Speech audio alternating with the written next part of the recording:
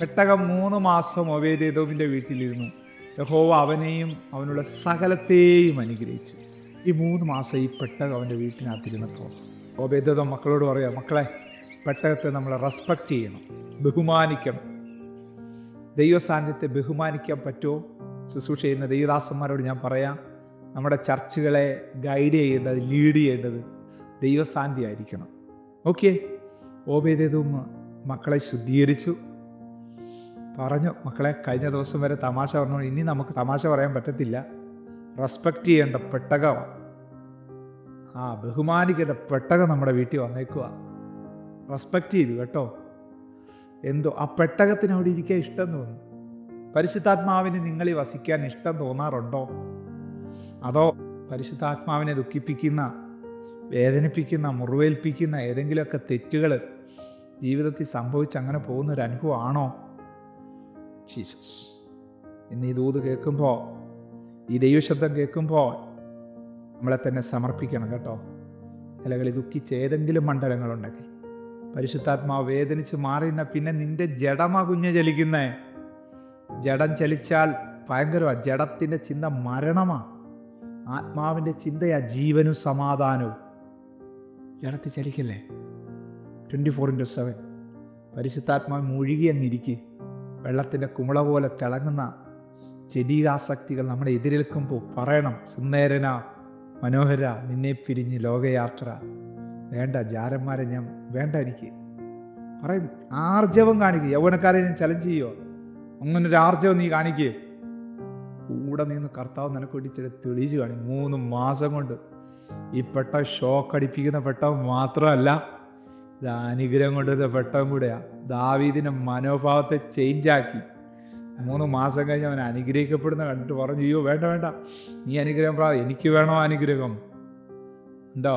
വിരുദ്ധന്മാർക്ക് പകരം പെട്ടകം തോളലെടുക്കുന്ന ലേവിരിഞ്ഞിട്ട് വന്നു. ഓരോ 6 ചൂട് വെക്കുമ്പോഴും ഓരോ യാഗം അങ്ങോട്ട് കഴിച്ചു. പെട്ടകത്തിന് മുമ്പിൽ മതി മറന്ന് ദാവീദ് വരെ നൃത്തം ചെയ്തു. ദൈവത്തിന് അനുഗ്രഹം മേടിക്കാനിടയായിത്തീർന്നു. മനോഭാവത്തിലാ വിഷയം വന്നേ. 20 വർഷം ഇരുന്നപ്പോൾ ഒരു തടിപ്പെട്ടി പോലെ തോന്നി അമീനാദാവ് ഷോക്കടിച്ചത് അവൻ്റെ ഒരു മകൻ കൊല്ലപ്പെടുന്നത് കാണേണ്ടി വന്നു. 3 മാസം ഏറ്റവും വിലപിടിപ്പുള്ളതാ നമ്മുടെ വീട്ടിൽ വന്ന് തിരിച്ചറിഞ്ഞ് ഒബേദെദോം അനുഗ്രഹിക്കപ്പെടുന്നത് നമ്മൾ കണ്ടു. ഞാൻ നിങ്ങൾ തിരിച്ചറിയണം, എവിടെ അനുഗ്രഹം പ്രാപിക്കാത്തതിൻ്റെ കാര്യകാരണങ്ങൾ കണ്ടുപിടിച്ച് സെൽഫ് ഡെലിവറൻസ് എടുക്കണം. പല സന്ദർഭങ്ങളായിട്ട് ഈ ദിവസങ്ങളിൽ ഞാൻ ഈ പദം പറയുന്നുണ്ട്. സെൽഫ് ഡെലിവറൻസ് വ്യക്തിപരമായിട്ടിരിക്കണം. അപ്പോൾ എനിക്ക് തെറ്റ് പറ്റിപ്പോയി എന്ന് പറഞ്ഞ് തുറക്കണം ഹൃദയം. എന്നിട്ട് വീണ്ടും പോയി ആ തെറ്റിലോട്ട് പോവുമല്ല, മടങ്ങി വന്ന് മാനസാന്തരപ്പെട്ട് അപ്പച്ചൻ്റെ സന്നിധിയിൽ കൈക്കൊള്ളും ചെയ്യും. ഉറപ്പാണെന്നേ, കൈക്കൊള്ളും ചെയ്യും. എൻ്റെ ഹൃദയകാഠിന്യം മാറ്റി ഹൃദയത്തിനൊക്കെ അടിഞ്ഞുകൂടിയിരിക്കുന്ന ആ പാവത്തിൻ്റെ ചിന്തകളൊക്കെ ഒന്ന് എടുത്ത് ദൂരെ കളഞ്ഞിട്ട് ദൈവസാന്നിധ്യത്തിൽ ഹൃദയത്തിലോട്ടൊന്ന് സ്വീകരിച്ച് സാന്നിധ്യം മടങ്ങി വന്ന് എന്നെ ഗൈഡ് ചെയ്യുന്ന കാണാൻ പറ്റും.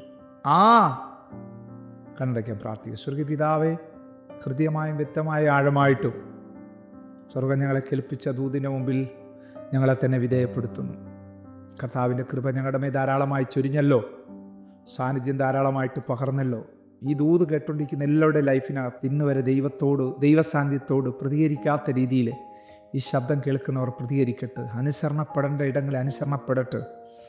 ഇത് കേവലം ഒരു ഭൗതികമായിട്ടുള്ള ഒരു നന്മയ്ക്ക് വേണ്ടിയുള്ളതല്ലെന്നും എൻ്റെ ജീവനെക്കാട്ടി വലുതായിട്ട് സൂക്ഷിക്കേണ്ടതാണെന്നും അതുവഴി ദൈവം തരുന്ന അനുഗ്രഹങ്ങളാണ് നിലനിൽക്കുന്നുള്ള ബോധ്യം ഇവർക്കുണ്ടായിട്ട് ഈ ശബ്ദം കേട്ടുകൊണ്ടിരിക്കുന്ന എല്ലാവരുടെ ലൈഫിനകത്ത് അത്ഭുതം സംഭവിക്കട്ടെ. യേശുവിൻ നാമത്തിൽ തന്നെ ആമേൻ. God bless you. ദൈവം നമ്മെ അനുഗ്രഹിക്കട്ടെ. Praise the Lord. മോർണിംഗ് മന്ന സന്ദേശം ശ്രവിച്ചുകൊണ്ടിരുന്ന എല്ലാ ദൈവമക്കൾക്കും സ്നേഹവന്ദനം. പാസ്റ്റർ ബിനു വട്ടപ്പാറ. ഈ ദൈവവചന സന്ദേശങ്ങൾ തുടർമാനമായി ലഭിക്കുന്നതിനായി 9745600023 എന്ന വാട്സാപ്പ് നമ്പറിൽ ബന്ധപ്പെടാവുന്നതാണ്. നമ്പർ ഒരു പ്രാവശ്യം കൂടി ആവർത്തിക്കുന്നു: 97 45 60 00 23. ദൈവം നമ്മേവരെയും അനുഗ്രഹിക്കട്ടെ. God bless you.